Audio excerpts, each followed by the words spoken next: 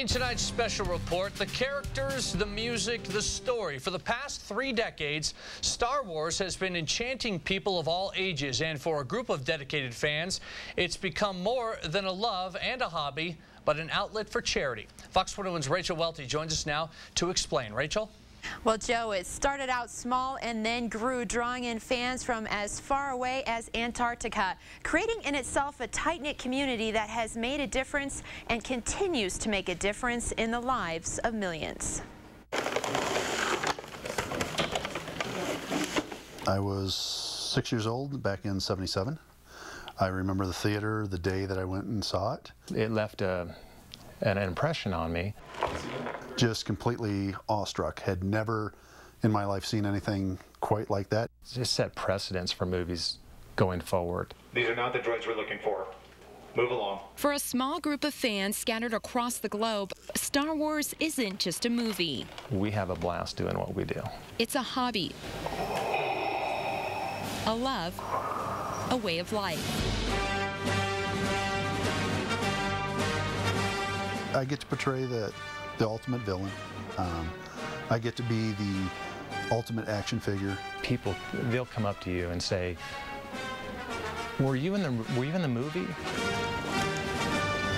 For these men, Star Wars isn't a distant childhood memory, but a present-day reality. We are the largest costuming group in the world, all Star Wars based. Meet the 501st Legion, also known as Vader's Fist, an exclusive worldwide organization for die-hard Star Wars fans. We have currently over 5,500 active members in the Legion in 47 countries.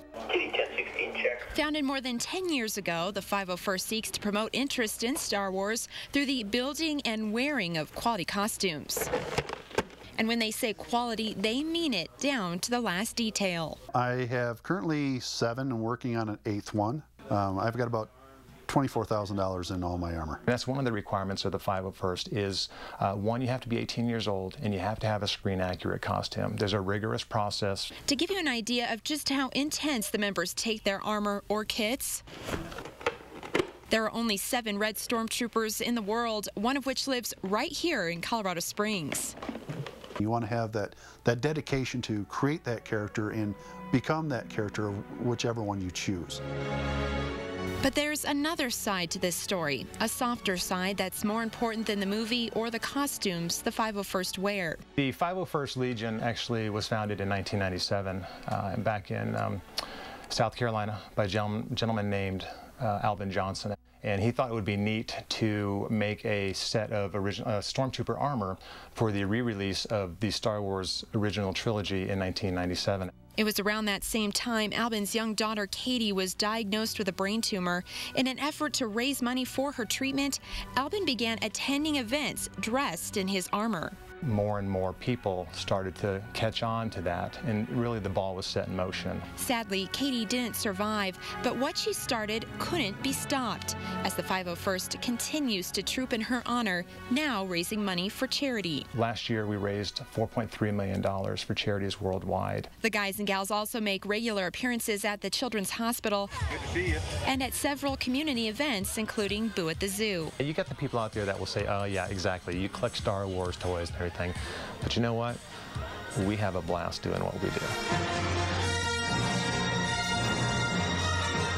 Which is what makes the 501st so special, as they've taken their love of a movie and turned it into a force for good. Once I don that mask, I am Darth Vader to those kids. And I can go and do it very anonymously and bring back to the community, give back something that a movie that's 35 years old gave to me when I was 6 years old.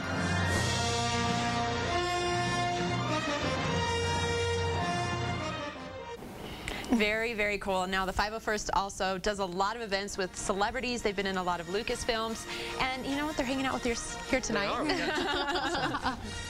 I brought it back from the story. I kind of like it. I don't know who's more excited, though, the kids or the adults. I know. You know what? They say you're 40-year-old kids. So That's what Darth was telling me earlier. Yeah, I remember as a kid. You know him personally now. Yeah, I was Darth all about like Darth this. Vader, and then I switched to being a huge Boba Fett fan. So they're both represented here, and I'm really digging it. And, you know, our stand trooper here has this ginormous weapon, so... And you guys have seen these out at these events, and they been look all so over the city. authentic. It's amazing. Yeah. So.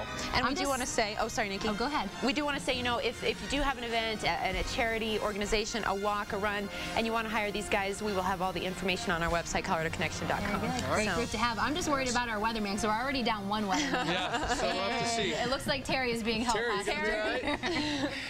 I think I'll make it. Hey, you know, some people don't believe in UFOs. I think, you know, we can put that argument to rest. But don't worry, folks. I'm here to protect you.